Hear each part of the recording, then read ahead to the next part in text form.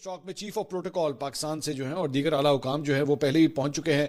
वजीर आजम जो हैं शहबाज शरीफ अपने वफ्द के साथ आज पाकिस्तान से रवाना होने जा रहे हैं। उनकी क़यादत में जो है वो सुबह बताया जा रहा है कि वो स्विट्ज़रलैंड वफ्द जो है वो पहुंच जाएगा। पाकिस्तान की मेज़बानी में अमरीका और ईरान के दरमियान मफाहमती याददाश्त पर दस्तखत की ये तकरीब जो है उस रिजॉर्ट में मुनक़िद होगी।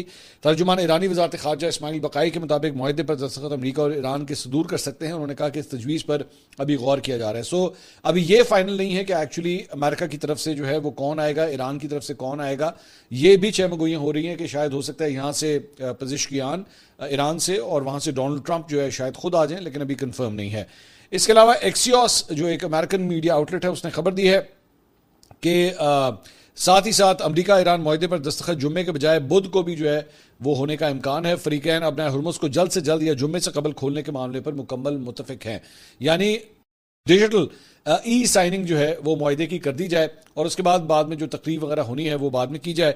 और उसकी वजह यह है कि दोनों फरीक चाहते हैं कि जनाब जल्द अज जल्द जो है वो आबना हुर्मुज़ बाकायदा तौर पर जो है वो खुल जाए। और साथ ही साथ अमरीका ईरान में मुआहदे पर दस्तखत की तकरीब जो है फिलहाल जुम्मे को ही बाज़ाब्ता तौर पे जो है वो ऑलरेडी प्लान्ड है। इसमें फिलहाल ये कहा जा रहा है कि शायद अमरीकी नायब सदर जेडी वेंस और जो ईरानी स्पीकर हैं बाकिर कलेबाफ वो इसके अंदर जो है वो फिलहाल शिरकत करेंगे। ये अभी तक की जो फॉर्मल अनाउंसमेंट है वो ये है, लेकिन हो सकता है इसमें तब्दीली भी कर दी जाए। साथ ही साथ रिपोर्ट में कहा गया कि व्हाइट हाउस पर मुआहदे का मतन जल्द जारी करने के लिए शदीद सियासी दबाव है, जो अब बाकायदा तौर पर पढ़ के अब सुना भी दिया गया है। ईरान का मुतालबा था कि बाकायदा दस्तखत होने तक मुआहदे का मतन शाया ना किया जाए, जबकि व्हाइट हाउस की जानब से दबाव के तहत मतन छुपाने के तासुर की मुकम्मल तरदीद की गई कि नहीं जी, छुपाने वाला जो है वो कोई चक्कर नहीं है, हम खुद एक्चुअली इसको बताना चाहते हैं। और उसके बाद उनकी जानब से जो है उसे सुना भी दिया गया, बता भी दिया गया है। इसके साथ साथ डोनाल्ड ट्रंप ने ईरान और अमरीका के दरमियान होने वाले तारीखी मुआहदे को दुनिया के लिए बड़ी कामयाबी करार देते हुए कहा है कि इस अहम तरीन डील को मुमकिन बनाने में पाकिस्तान का बड़ा हाथ है और कतर ने भी कलीदी किरदार अदा किया है।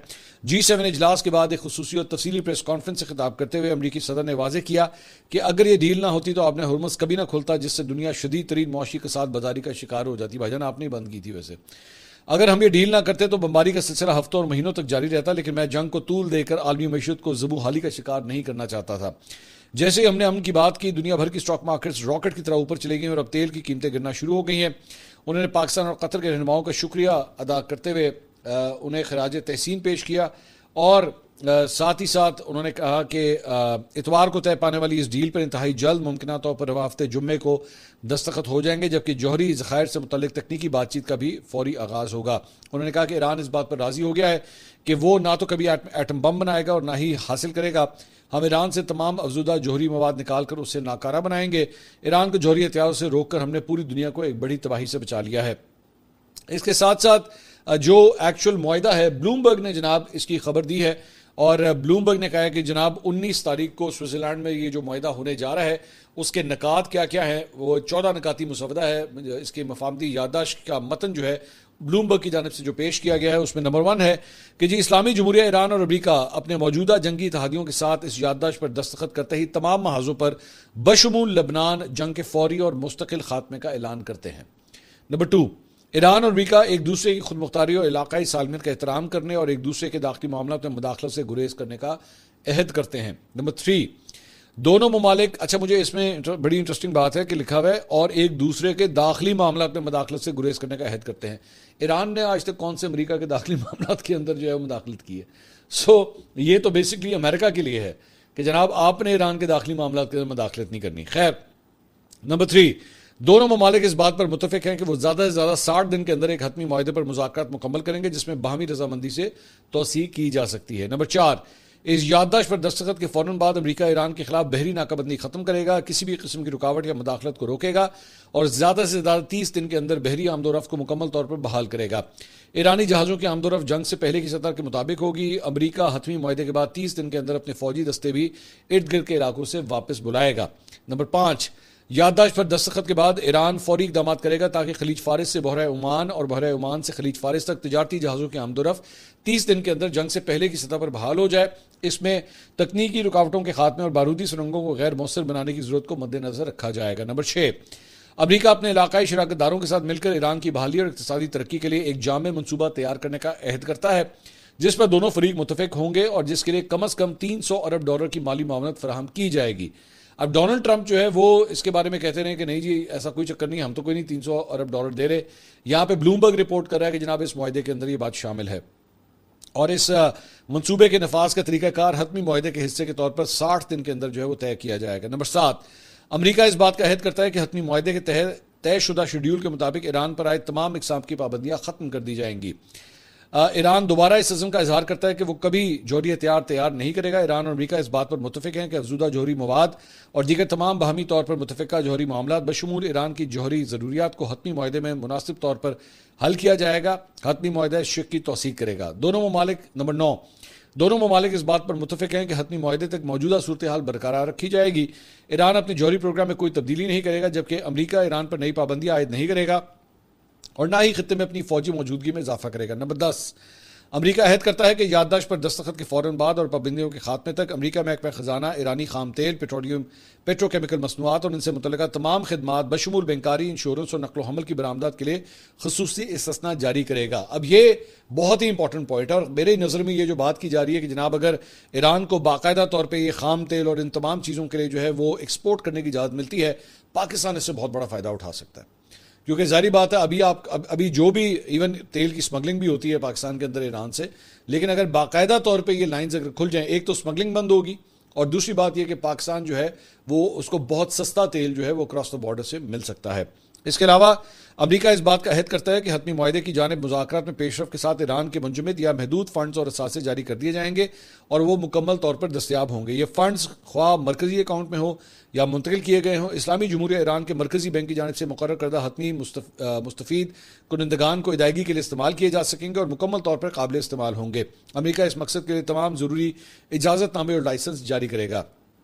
ईरान और अमरीका इस बात पर मुतफिक हैं कि एक ऐसा तरीक़ाकार कायम किया जाएगा जो हतमी मुआहदे के कामयाब नफाज और मुस्तकबिल में उसकी पाबंदी की निगरानी करेगा। नंबर 13, इस याददाश्त पर दस्तखत के बाद और शेख 4, 5, 10 और 11 पर अमल दरामद शुरू होने की ज़मानतें मौसूल होने और उनके इकदाम के तसलसल के बाद ईरान और अमरीका बाकायदा मानदा शिकों के हवाले से हतमी मुआहदे के लिए मुज़ाकरात में दाखिल होंगे। नंबर 14, हतमी मुआहदे की मंजूरी अक़वाम मुत्तहिदा की सलामती कौंसिल की एक लाजमी बाइंडिंग करारदाद के जरिए दी जाएगी।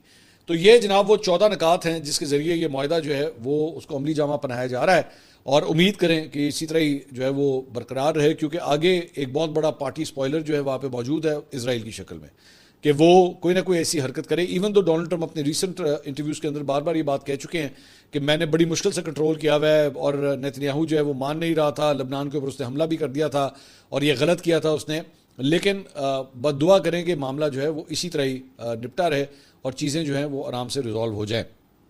इसके साथ साथ जिस तरह मैं भी आपको बता रहा था, एक और खबर यह आई है कि इजरायली एयरफोर्स ने 8 जून को ईरान पर एक बड़े और हौलनाक फिजाई हमले की तैयारियां मुकम्मल कर ली थी, लेकिन डोनाल्ड ट्रंप ने आखिरी लम्हात में उसे रोक दिया।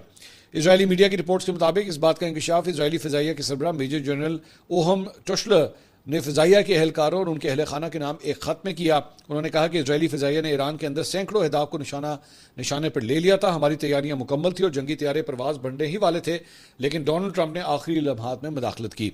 इजरायली फिजाइया के सरबराह के बतौर ट्रंप ने ईरान पर हमले से रोक दिया, जबकि तमाम स्क्वाड्रन परवाज के लिए तैयार थे और पायलट्स को आखिरी ब्रीफिंग दी जा रही थी, मगर रवानगी से महज 1 घंटा पहले ऑपरेशन मनसूख करने का हुक्म मिला। इतलात है कि ट्रंप ने इजरायली वज़ीर आज़म पर वाज़ेह किया कि अगर इसराइल ने इस मरले पर कशीदगी में इजाफा किया तो उसे अमरीकी हिमायत हासिल नहीं होगी और उसे तनहा नताइज का सामना करना पड़ सकता है। सो इस तरह डोनाल्ड ट्रंप ने जो है वो बेंजामिन नेतन्याहू को कंट्रोल किया है। इसके अलावा फ्रांस में G7 सरबराही इजलास की साइडलाइन पर डोनाल्ड ट्रंप और भारतीय वज़ीर आज़म नरेंद्र मोदी की 1-on-1 जो है वो मुलाकात हुई है। बड़े कहके लगे हैं उसके अंदर और I am pretty sure Modi actually इस मौके को इस्तेमाल कर रहा था कि जनाब मेरे साथ जो कुछ भी हुआ है पिछले चंद महीनों के अंदर, मैं इस छोटी सी मुलाकात के ज़रिए जो है वो अपनी जो बेइज्जती हुई है और जिस तरह इंडिया को इस पूरे प्रोसेस से बाहर रखा गया है, इससे मैं जो है वो कम से कम फ़ायदा उठा लूँ।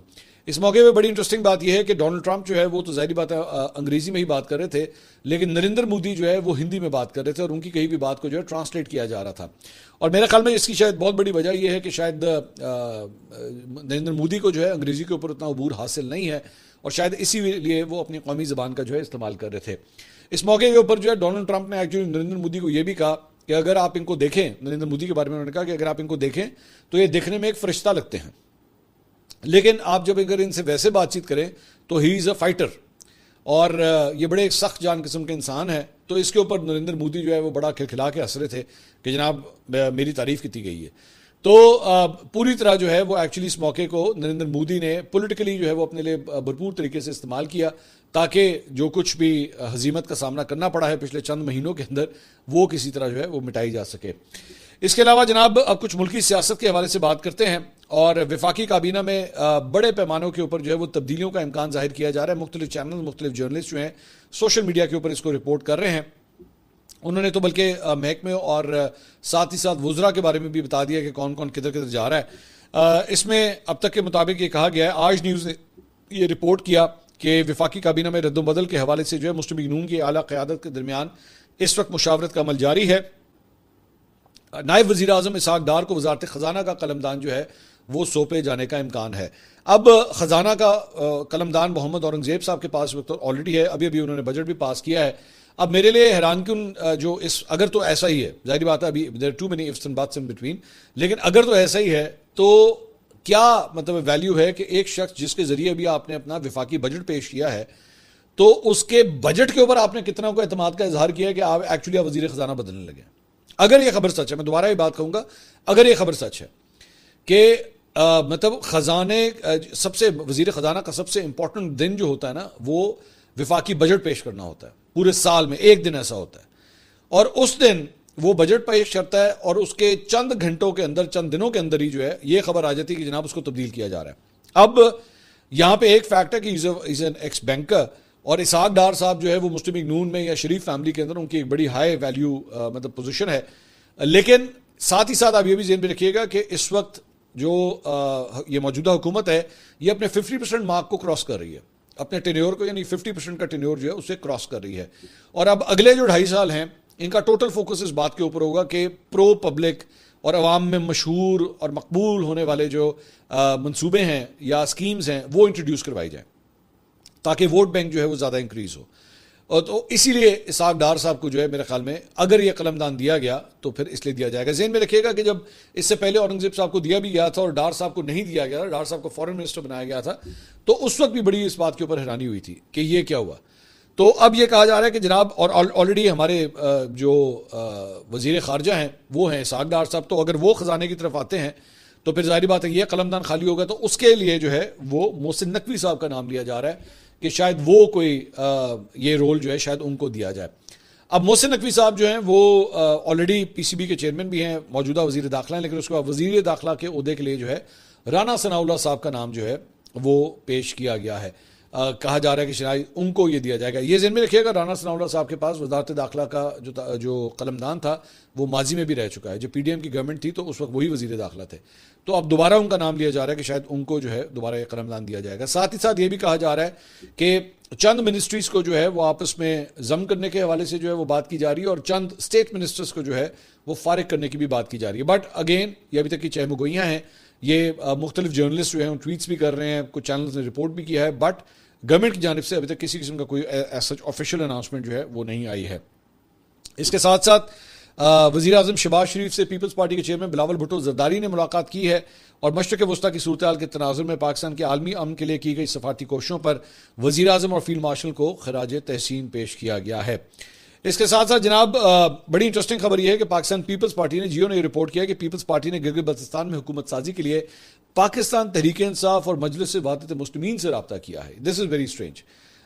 ये मेरे ख्याल में अगर तो ऐसा होता है और आगे ये जो रब्ता किया है और अगर उनका इत्तेहाद होता है और वो उनको सपोर्ट करते हैं तो this would be the first time कि पाकिस्तान पीपल्स पार्टी और पीटीआई जो है वो एक लाइन के ऊपर आ जाए। This would be very strange.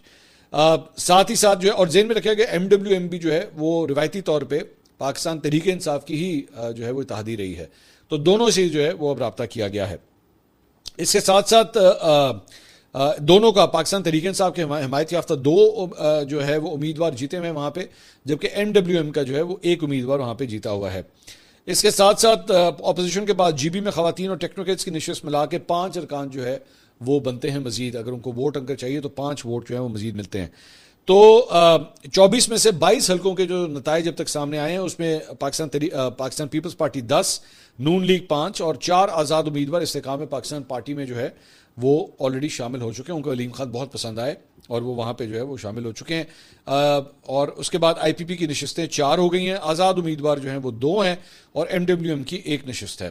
तो ये अब तक की पार्टी सूरत हाल जो है वहाँ पे ये है। इसके अलावा पाकिस्तान तहरीक इंसाफ जनाब हुकूमत से भी मुज़ाकरात करने के लिए जो है वो तैयार हो गई है। आज से चंद दिन पहले प्राइम मिनिस्टर ने जो है ये ऑफ़र की थी बैरिस्टर गौहर को भी, असद कैसर साहब को भी, कि आएँ बैठ के जो है वो बातचीत करते हैं।